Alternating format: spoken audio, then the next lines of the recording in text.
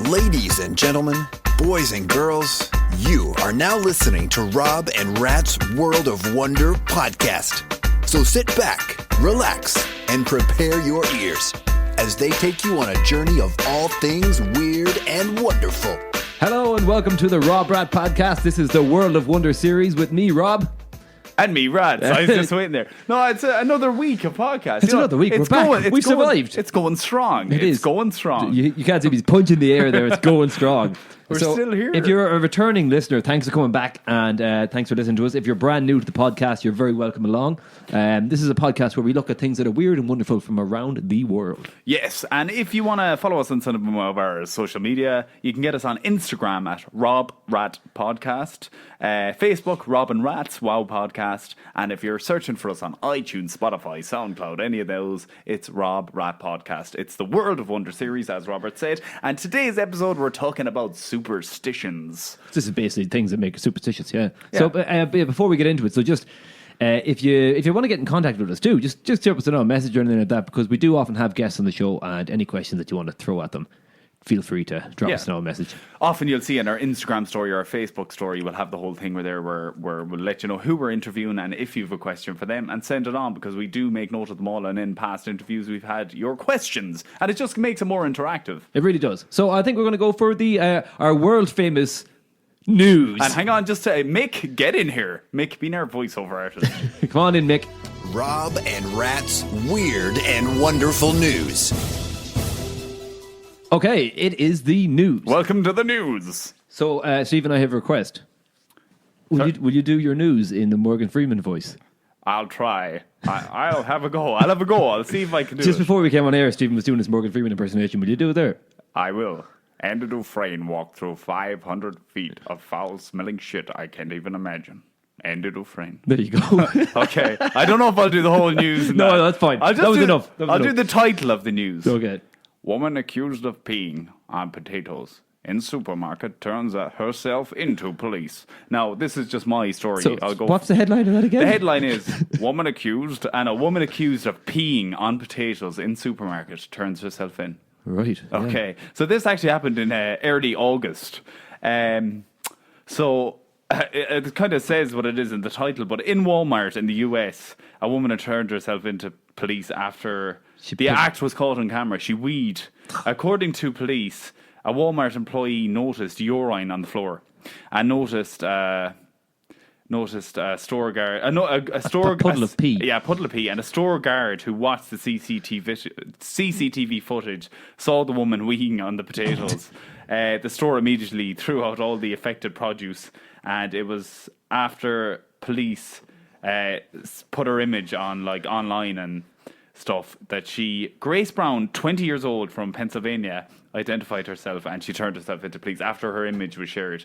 But yeah, she just weed on. I don't know what the circumstances. She didn't give any reasoning for it. I don't know why. I think she was in bother before, I think, for alcohol related incidences. Okay. And but she got pissed and then pissed on potatoes. Yeah, but to go in and wee on potatoes, why there? Even you can imagine the drunkest you might have been. Why wee on potatoes? Yeah, and then she went and turned herself into police. Yeah, but the only reason she turned herself in, obviously, is because the security guard saw the footage, they had a screenshot. You can imagine like her going in. We could even role play it. Like, for instance, I'll be the cop. Okay. And you can be the lady. Okay. Hello, how can I help you today?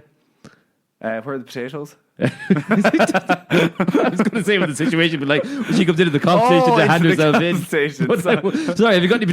Are you going to eat those chips? Yeah. I was going to say, she comes up to the desk. Okay, yeah. It was me. Would you like to report a crime? Well, no, I actually reported. It was me. I was eating the potatoes. All right, come on in. We're going to put you in a cell there for a while. What would they do to her? They should probably get a fine or something.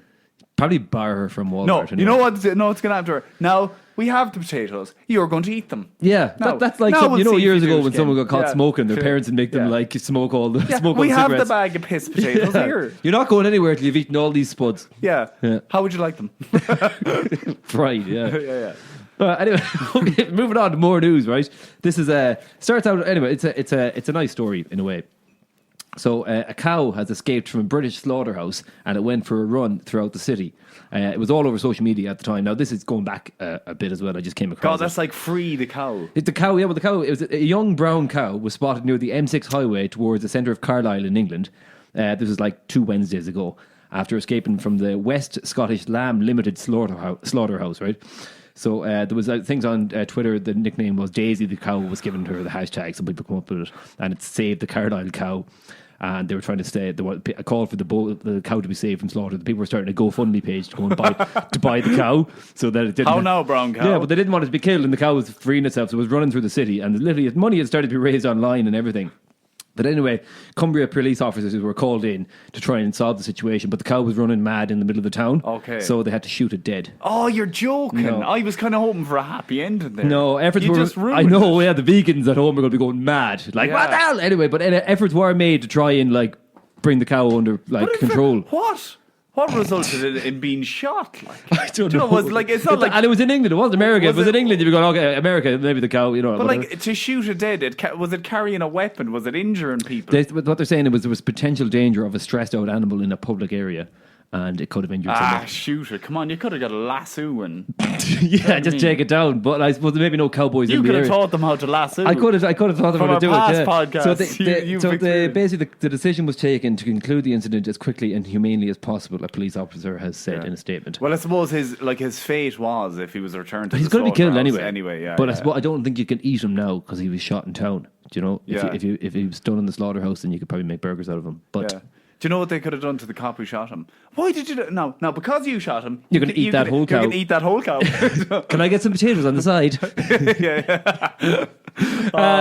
So that was the news. That was the Rob Rat News. Tune in next week. All right, Morgan. Rob and Rat's weird and wonderful news. That was the news. Yeah, very informative news there. As you can tell by our news, we try and bring you a little bit of a change from your regular news that you get. So there's no talk of Brexit or Trump or any of that other stuff. It's just stuff that like may be interesting. We find funny or interesting or random. So yeah, that's it. And also, we cannot say that all the news that you hear is true because like some of it may be fake news. It's not intentional, but like we haven't really researched to make sure that everything that we tell you is the truth. Yeah, but we try our best to find. Oh yeah. But like we're not making it up. It is stuff that's on the internet, but at the same time, you know. Yeah. A lot of preparation has gone into it. Okay, so today's episode we're talking about superstitions and kind of we'll be talking in a little while to David White, who wrote a book called Superstitionism, and David will just be telling us a bit about his book and superstitions. He kind of deals with superstitions in sport. That's his main. That's Are you a superstitious person? Not really, no. No. In a sense, like I'm not very superstitious, but like if I saw a ladder, I wouldn't walk under it. There's so many different beliefs, and there have been, throughout just a bit about superstitions, like breaking a mirror. That's one, the whole 7-year bad luck thing. Is it? Is it 7 years? It's 7 years. Because I often hear how many years is it? 7 years. Yeah, no, I know. Yeah. So ancient Romans believed that human life renewed itself in 7-year cycles. Because a reflection was considered someone's magical lightness or soul. It followed the belief that then if the reflected image in a mirror got shattered, so did the next 7 years of that person's life who shattered it. And we touched a bit on that in the episode on psychics. But I suppose, because back in the day, they would have looked and seen the reflection of someone in a mirror and thought, oh, well, but now we just understand. Oh yeah, I know. It works. So like it seems to, you know what I mean? Yeah, I know what you mean. Yeah. Walking under a ladder, that's another very common one. It's a very common one. Yeah. I suppose I wouldn't be superstitious, but when we talk about the thing, if you see a ladder, you're aware of them. It's like a black cat or anything like that. You know what I mean? You're aware that there is superstitious elements to it, but whether or not I believe them, I don't know. Yeah, I will avoid if I can, walking under a ladder. Everyone walking under a ladder, basically, with some of them, like different cultures that believe different things about walking under a ladder, like ancient Egyptians believed that a ladder perched against the wall created a sacred triangle, and to walk beneath it disrupted its spiritual energies. Christians avoided the underneath of a ladder due to depictions of a ladder propped against the Holy Cross and believed that the devil lurked at the bottom. He was holding the ladder, was he? Yes, I know. I'll hold the ladder. You go up there and stick the nails in Jesus' hands. Yeah. I'm not. Have you got that, Satan? Yeah. No, you go up there. I'll hold it. I'm afraid of heights. Yeah. Why don't you do it? I don't want to do it. I'm Satan. I can do what I want. Asian societies. Asians. Prisoners that hanged from prisoners were hanged from the top of ladders, and onlookers were forbidden to pass beneath it for fear of encountering the victim's ghost. Oh yeah. In France, convicts were forced to walk beneath the ladder leading to the gallows, the doomed man's final walkway. Okay, so there's a lot of different kind of cultural stuff that comes things. in. Yeah, Different. So as I said, another one is black cats. People see a Yeah. cat pass their path and they think that's either good luck or bad luck. I'm not sure. I'm not sure either. I remember heard about it. the Matrix. Black cat was a glitch in the Matrix. That means they've changed something. Yeah, it's when you get Glitch. deja vu. Yeah, glitch. in the Maybe Matrix. it's We used to say that when we'd see a cat. Oh, glitch in the Matrix. There's a glitch in the Matrix over there. Yeah. Yeah. Another one is a rabbit's foot. Some people find that lucky. It's probably unlucky for the rabbit. Yeah. Definitely. I don't know why people keep a rabbit's foot. And then another one is, you hear people saying like bad luck comes in threes. Yeah. Yeah. That's why we don't have a third host. Yeah, we did, but he was struck by lightning. He was sound. Yeah. Now we just have a recording of his voice. Yeah. And there's another couple of superstitions, like, when someone says, safe travels home, hope something bad doesn't happen to you. Oh, knock on wood. And people knock on the...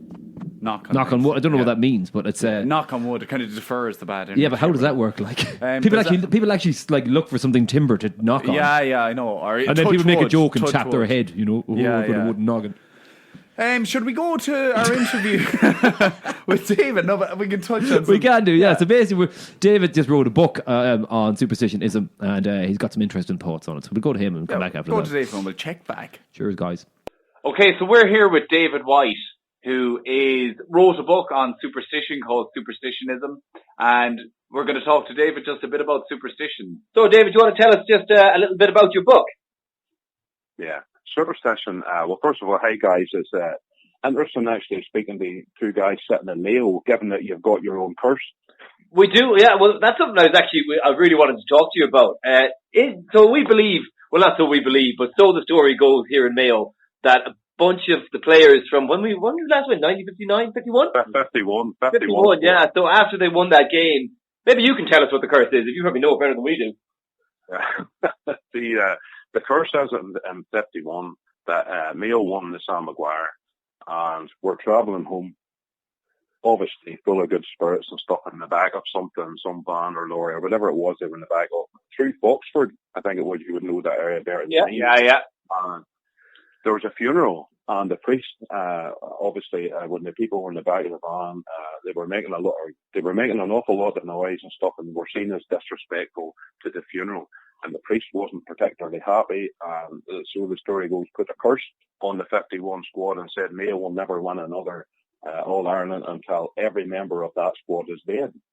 And I remember actually writing about that in the book, mentioning it, and at the time, just recently, not that recently, there was only something like 2 left or something. So I think there's 2. Yeah, one of them lives locally, I think, and another guy lives in America.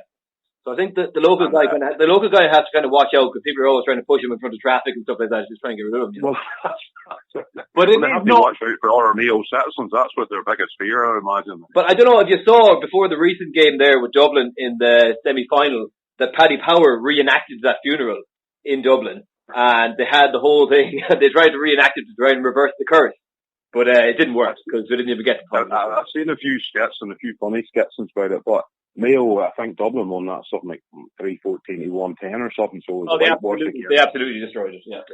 But you know what? Moving on to something a bit lighter, anyway. Yeah, but I suppose to get on to superstitions, and like it is funny what people believe, David. And can you tell us a bit about some of the stranger superstitions you've come across? Well, first of all, what's your take on it? Are you someone who believes that it's all nonsense? Do you know? Well, fundamentally it is. I mean, it's all it's the stories we tell ourselves. That's what we're. I mean, and even if you start to look at that in the context of, I mean, there's a term called pareidolia that everybody knows, so they just don't maybe know it by that name. But it's this concept of seeing faces and everything. So you see faces and plug sockets and faces and everything. If you think about it, when you were kids, you can see people coming in. Maybe you were kids, you run into your mum, and they'll say something like, "Oh, Mum, I saw a face in the cloud," and you hear people talking about they saw a face. But if you start to look at it, because it's a lot of it's culture and all kinds of things, if you look at it, you say, "I saw a face in the cloud," you say, "What did you see?" And it's always a face like, "Well, I saw Jesus' face in the cloud. I saw Grandma's face in the clouds." But they never come in and say, "Well, what did you see?" "Well, I saw a cockroach's face in the cloud." There's always something nice, always something that we're sort of conditioned to see. it's also something primal, because that actual backdates to things like fight or flight. You know, is that a face that we need to run away from or standing up to and stuff like that? But all I'm saying is these things, we don't start with superstitions from a blank slate. You know, these things are conditional on culture and the stuff we're told. I mean, even something as simple as Santa Claus. You know, if you take the concept of Santa Claus and religion, with Santa Claus, there comes a point where you have to tell the child that Santa Claus isn't real. Because otherwise they get teased at school and all the rest of it. The difference then, when I suppose you start to take that in the wider context, such as gods and all that, then the difference is adults then don't tell you you're real, but they're real, and start reinforcing that, and so people don't get over these beliefs and start to hold these beliefs as true. Well, I suppose exactly what you're saying is when you're a kid, if you're told something, I like the thing with Santa, but other things, like if you're told something, that's kind of your belief for the rest of your life. So if someone says to you, you know, don't walk under that ladder there, you get bad luck. You just kind of take it as like, that must be true because like an adult told me this. So for the rest of your life, you're kind of growing up believing that is something that will give you bad luck. And you maybe that plants the idea that there is something such as bad luck. But yeah. That's exactly. Sorry, in my book, one of the things is that I completely try to eradicate this whole concept of luck. I'm trying to eradicate it from the minds and the language that we use, because luck doesn't actually exist. That's my take on it. If you look at it, it's something that we add to stuff. It's really just chance and probability. So what I'm trying to say is, irrespective of what happens, there is always a chance of that happening. All we have to determine is the probability. That may be high or may be low, but I still haven't seen anything. So I'll give you an example. I have 3 takes on sport when I look at sport. And if you look at something happens in the team, say a coach preparing, it can be one-on-one in boxing, or it can be a team. And there's 3 interactions that the coach that I'm interested here. The first is expected interactions. So when you're sitting as a manager or a coach for your team, the first thing you focus on is expected interactions. That's things like the opposition, what you know about them, the tactics and the technical side, and how they move and all this sort. Those are expected interactions, and you plan for it. The second is unexpected interactions, which is things like maybe a dog running on the pitch or the weather changing and stuff like that. Those are things that are unexpected, but it's still explainable. But the third one, and I suppose this is a good challenge for your listeners, anybody that's ever been in this, is just in a sporting context, this particular one, but here's a good challenge for all your listeners. Think about any time you were involved in sport, at any time ever in any sport, and ask yourself, name me one thing that ever happened that was unexplained. That was unexplained? Yeah, that there was no explanation for it all, ever. Yeah, so I was saying there is a reason behind everything, is basically what you're saying. Well, that is a very good point, like, in saying that, like, I suppose no one can ever say, oh my God, that's completely there is always a reason behind everything, and that, yeah. And sometimes we might not always understand the reason, but if it's a mystery, then you have to call it the mystery. Calling it luck doesn't mean anything, because that does 2 things. So if something goes wrong, all right, then if you call it luck and something goes wrong, then you're not actually looking to see what was wrong, and you can't put it right. If something went right, then you're not giving yourself enough credit for it by calling it luck. Yeah. So if you eradicate luck from the equation, you start looking at what actually happened, the factual events of what happened, and then you have a much more plausible explanation for what's going on, and you know where you're at. It's like people as well who be very pessimistic and glass half empty kind of people. They nearly go into situations, or maybe a new situation, like, I don't know, they might be invited to a party where they don't know many people, or a wedding, and they nearly tell themselves, oh, this is going to be a disaster, I don't know anyone, it's going to be an awkward night, they go in telling themselves they're going to have a bad night, rather than someone who's, positive and is going to, go in with an open mind and say, this is going to be good crack, I'm going to have a good night tonight. Well, it's called transference, and when you look at something like that, there are other things that fall within that. So, for instance, when we're a kid, there was a game we called Noughts and Crosses. I'm sure we all remember it. Yeah, I would say there's another. Well, I would say there's another game very like that. I call it hits and misses, because that's what superstitions are. We always count the hits, but we completely ignore the misses. We never look at that, and that's also then start to throw other what I would call superstitions in, something that's huge in the business world and in the sporting world. This whole concept of law of attraction. which I believe is a complete and utter superstition. The whole Yeah, well, concept, is that the guy who had the book, The Secret? Is that? the secret, that's correct. Yeah, I'd be with you on that. I think that's a load of. Yeah, that was massive. I think in terms of if you ask the universe for stuff, you'll get it in return, that kind of thing. But I think when it is, I understand it. I like the idea of The Secret, but again, there was a time I did believe in that, and I thought, possible. But I think people who believe in The Secret, it's just being positive. But it also has to come along with hard work. So if you want something, you can sit there on your ass for ages going, oh, I really want a Mercedes-Benz. But if you never get out, you never go and work, you never earn the money, you're not going to get it. Yeah. So it has to be mindset, but it also comes mixed with hard work. I think The Secret kind of made people nearly think that they could take a shortcut to happiness. Yeah, well, I mean, it really is as simple as what you've just said. And you can track that back to something like, I can't remember the name of it, that SAD syndrome, seasonal disorder, where if you're lying in your bed and then you open your eyes in the morning, the rain's beating off the window and it's pitch dark and stuff, clearly you don't feel as good as you do, whereas if you open your eyes and sun rays are coming through and you can hear birds singing outside. So things like that can affect how we feel about things and how positive we are or aren't. And it's exactly the same thing then with things like law of attraction. There are naturalistic aspects of that, whereas if you hang around with somebody who's positive and reinforcing, your positive beliefs, you're going to feel better than if you hang about with the eternal pessimist, then clearly you're not going to feel as well. Absolutely, someone who has negative thoughts and negative kind of giving out negative energy, I suppose, is going to not have a nice effect on you as hanging around with someone who's super positive. Yeah. Well, they're going to act negatively, and then it ties into the whole concept of work. If you get up and you put yourself in positions where opportunities can occur, more things are likely to happen than if you don't. But if you start saying then that if you just think that the universe will give it, well then that means why is a 6'4" athlete, why is a 6'4" man who sits and dreams of being a champion jockey someday, even if he's size 13 feet, why is he never going to be a jockey? Because he can think all he likes. The universe is not going to give it to him. Or prayer comes within that concept too. If somebody is diagnosed with a terrible diagnosis or something, and everybody gets around and talks about prayer, and they all pray, in terms of The Secret, that's the same thing. We're all going and praying to the universe.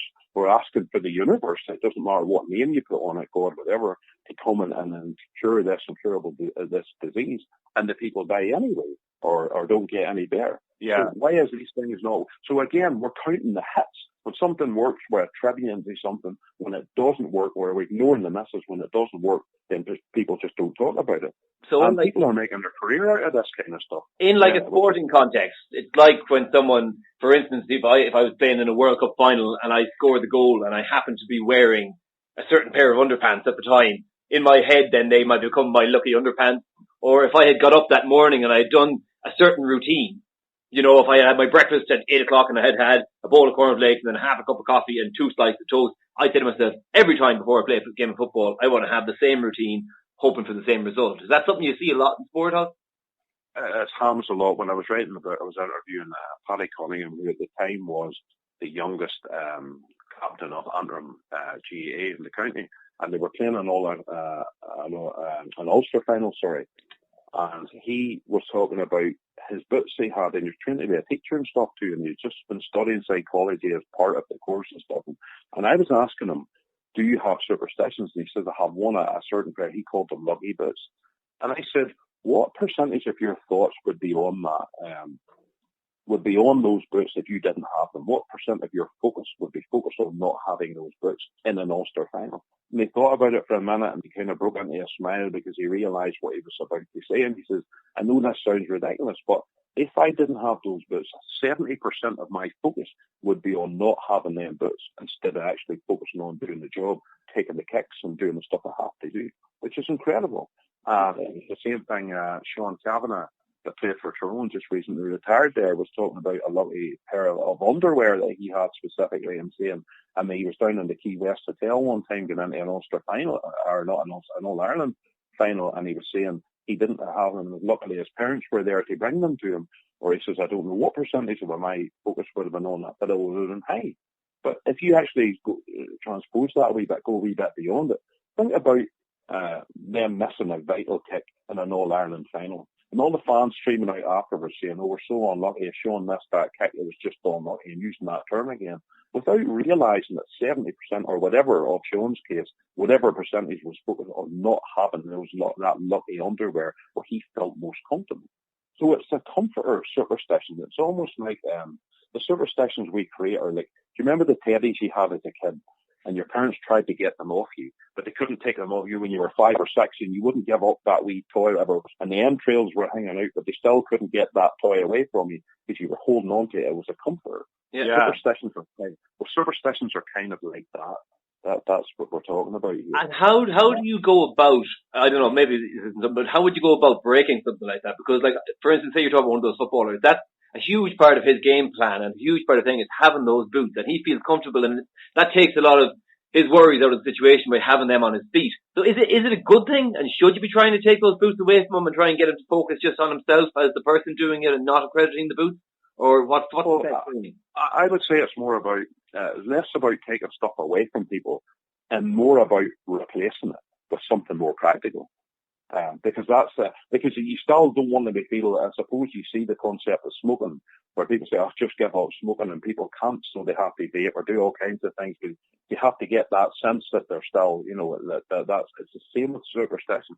Rather than try and take them away, if you replace it with something more practical, then hopefully the superstition end disappears and it becomes something that's more useful all around. I suppose people need to realise, like, whatever sports personalities, whether it was lucky jocks, lucky socks, lucky boots, that the link and all of that is then they were wearing the boots, they were there, they did it.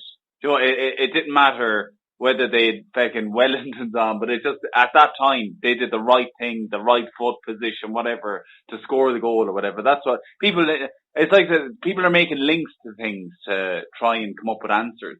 It's like if something awful bad happens, if someone's in an awful car accident or something really bad happens at work or something, you kind of say to yourself, God, why did this happen to me? I bet it's because you're looking for answers. Yeah, you're kind of like, if I wasn't such a fucking, if I didn't do this or that, then it wouldn't have happened probably. You're just trying to, that's it, you're trying to come up with answers, but there are no answers really. It's circumstance. I think people like to put things in boxes and say that's why that happened. Yeah, do you know what I do? I am actually guilty I'm not very superstitious, but I just want to ask you, Robert, if you're walking down a footpath and you see a ladder and you have the option to walk around it, will you walk under it and not care? Or will you, if it's easy for you to walk around it, will you walk around it? It doesn't really bother me. Okay. I will, so if I think about it, I think, oh, that's supposed to be unlucky, but I don't believe in luck. But would you walk around it? Probably 50-50. Okay. I'd walk around it. If I could in any way, I would walk around it. Not that I think I'm going to have a bad day, but I suppose because it's kind of ingrained into society as well, that ladder thing. And if I see a magpie, even today, if I see one magpie, one for sorrow, I'll wave at it. Because if you salute it or wave, if you salute it or wave, it'll defer the curse, apparently. It's interesting that you say there, not that I'm thinking that, but clearly subconsciously you are. I am thinking it, yeah. I suppose I just do Otherwise, it. I just do it because I think, why not? Well, there's a practical side to it, obviously, walking under a ladder. You don't want somebody to drop a tin of paint on you, but how often does that happen? It's not very often. Yeah. It's more about what we're subconsciously conditioned to do. People are pattern seekers, and we're always looking for patterns, and we tie to patterns, and we connect to them. The way an author called Amy Brand, she works in sort of neurology and stuff, and she's brilliant. And she was giving me, I was asking her one time about the lucky socks and stuff and all, and how her take on this. And what she said is the best way to look on it is, or a good way to look at it is, if you see the dirt biking, where people go around the track, the first thing they try and do is to get off into the lead to get their wheels into a certain groove, because the muck's so thick that if they don't get into that groove and if they're on the outside, it's very hard to get the wheels over that into the inside lane. And the person who gets the inside generally has the advantage. But once it's in that track, it's very hard to get it out of it. And that's what happens when our brains become stuck in these grooves of beliefs. And a great example is John Terry, who played for Chelsea in England. When he was being interviewed recently, said, in the end, I had so many superstitions that I hardly had time to fit my preparation in. I had to carry them all out. God, and that's a concern. It actually kind of what are some of his superstitions? Do you know what they were? No. Sorry, say again. Do you know what some of his actual superstitions were that he kind of went through? No. Well, some of his were things like where he sat in the coach on shin guards and stuff like that. So they were pretty basic things. But you see other things but there was just, his problem was an accumulation of stuff. Yeah. But there was other ones, David James, that used to be the goalkeeper, talking about having to be in urinal and spitting on walls and stuff and having to do this stuff before he came out. I had one guy, Gary Haber, Gary used to play for Bolton and play for Ballymena United and stuff, and was a manager in Irish League and stuff. But Gary used to have so many. He used to do things. He had a shirt. He wore a T-shirt, and he said, "I had it when I was an under-16 player, and because I scored a goal for Northern Ireland under-16s, he says I kept it, and in the end, when I got older, the thing wasn't even white anymore. It was like grey, but I need another one for the second half." Then he had to start getting rubs in his calves, and if he didn't get that, and he says, I knew I didn't even need those rubs, but I had to do it. Because I had to do it then. He says, then I had to be last out of the change room, so I would even go around urinals, knocking on the doors to make sure nobody was in the urinals in the change room, because I had to make sure I was the last out. So I asked him at the time, I says, well, he was the vice captain in an Irish League club here at the time, and I said, well, what would happen if they made you captain? And he's thinking about it, because then you'd have to come out first. And within a fortnight of that happening, a guy left the club and he was made captain. And he had to come out first. And he said it actually took a bit of adjustment. So, David, the name of your book is Superstitionism. And is that Superstitionism, the Psychology of Sport. And people can get that on Amazon. Indeed they can, yes. And probably some of the other bookshops as well and stuff like that. And well, David, do you have a Facebook page or anything like that you want to give it a link to? Well, they can hit me on Twitter there at Superstitionism. If anybody has any comments on what they heard today or come up with any examples of anything that happened in sport that was unexplained and stuff, I'd be happy to hear it. And but outside of that, thanks very much, lads, for inviting me on your show. No, we're glad to have you on, David. And look, it's an interesting topic. And it's something I didn't know much about, really, or hadn't really thought about it. But when you start telling us about it, it's things that are probably ingrained in society today. So it's really interesting to hear that. And I suppose it is all tied down to what we tell ourselves and what we say. You know what I mean? We kind of, a lot of the times, from superstitions we've heard, then we nearly put them on ourselves. Oh, absolutely, and we're conditioned to do it. And I suppose it's about being vigilant and being aware. That's what it is. And because and looking at the stories, and then the whole practical, I suppose, a good way to end is that really everything that you're thinking comes down to probability and chance. But don't just count the hits. You have to be honest with yourself and count the misses also. And then if you're missing at the same rate of probability and chance, then there's probably nothing so special about it at all. Oh, that's it. There's always kind of a scientific or a mathematical answer to everything. So thanks very much, David. It's been great speaking to you today. So that was David. That was it was interesting. Just like a lot of it's just what we believe, what we tell ourselves. It's like you were saying, a lot of it's in your head, isn't it? Yeah. Like it's a huge amount of it is in your head. It's all in your head, really. And as we said, his book can be got on Amazon. Superstition. Another very unlucky one is number 13. You know what I mean? That does seem to be. Like, was Apollo 13 cursed by its number? Should we avoid the 13th floor of a building? Do you need to watch your step on Friday the 13th? Fear of the number 13 was one of the biggest superstitions. The earliest known origin of the superstition comes from ancient India, where it was considered unlucky for 13 people to sit together. In Nordic mythology, the evil Loki is the 13th guest at a banquet of gods, which ends in argument and violence. In the Bible, Judas, the so-called traitor apostle, was the 13th man at the Last Supper. Jesus was crucified on Good Friday, which is linked to the number 13. For a day of unholy luck, Friday the 13th is also marked as the mass execution of the medieval Knight Templar. There's lots of stuff with 13, basically. Like, a lot of hotels are designed without a 13th floor. Yeah, I see that. Sometimes you go into a lift and there's 12A and B. Yeah. You know, yeah. And like a lot of people have said, like if they're looking to buy a house and a house, but people on the 14th floor really know where they are. But yeah, if you're looking to like be in people in a housing state, like they would like try and avoid buying number 13. Some people would be like that. You know? Yeah. And actually, I have a funny one on Friday the 13th. As you know, and so I used to work years ago in the cinema movie theatre in town. In Castlebar, County Mayo. That's where we're broadcasting there from. Mayo Movie World was the cinema I worked Mayo for Sam 2020. Yeah, I worked there for 5 years. And I remember this was one Friday the 13th we were working. And it was approaching 12 o'clock, so it would have been past Friday the 13th. And an incident actually happened. So it still actually happened on Friday the 13th. A car drove through the front doors of the cinema. I remember seeing the CCTV You might remember footage, seeing yeah. this. And we'll share the CCTV footage of it. But No one was injured. no one was injured, but it was a girl joyriding, crashed through the front doors of the cinema. Now, it's a big building, the cinema. Was she joyriding? She was driving her boyfriend's car, and he let her have a go driving. She was doing donuts, lost control. Doing donuts, basically, that's driving in a circle. I didn't know all this, yeah. And drove through the front door of the cinema and the doors were made of glass, it smashed. But interestingly enough, I mean, not interestingly, luckily enough, if that was 10 minutes later, all of the staff, we would have usually been, like the cinema was closing, this was late at night, we would have all been standing up against that glass panel. So 10 minutes later. Why would you have been standing against As in waiting for the manager to come down and kind of open the door. We'd be standing at that door. Yeah. We'd be standing at the door waiting to leave. Okay. And if anyone wants to check out that crash, we'll share that CCTV We'll share that there as footage well. on our Yeah. Instagram. I haven't seen that in a good while, actually. Yeah. How long ago was that? We'll share it. I did a kind of Grand Theft Auto remake of it, so we'll share that one just for Very the good. crack. And that was Friday the 13th. That was on a Friday the 13th, yes. But it's like what David was saying. You're just associating that. Like how With many bad luck. how many other Friday the 13th did someone not drive through the front of the cinema? Yeah, but it doesn't matter. I know exactly. I know. That's kind of what he was saying. You start to Yeah. associate these things in your mind, Yeah. you know. But there's loads of superstitions. Like even when I was looking through some of them, like people have things with like opening umbrellas inside, giving you bad luck. Yeah. Did you know like when you're eating a chicken? Yeah. And there's the wishbone in a chicken. Yeah. And like Make a wish. you pull it and one person gets good luck. Or something like that, isn't it? Like, our knowledge of superstition is not good.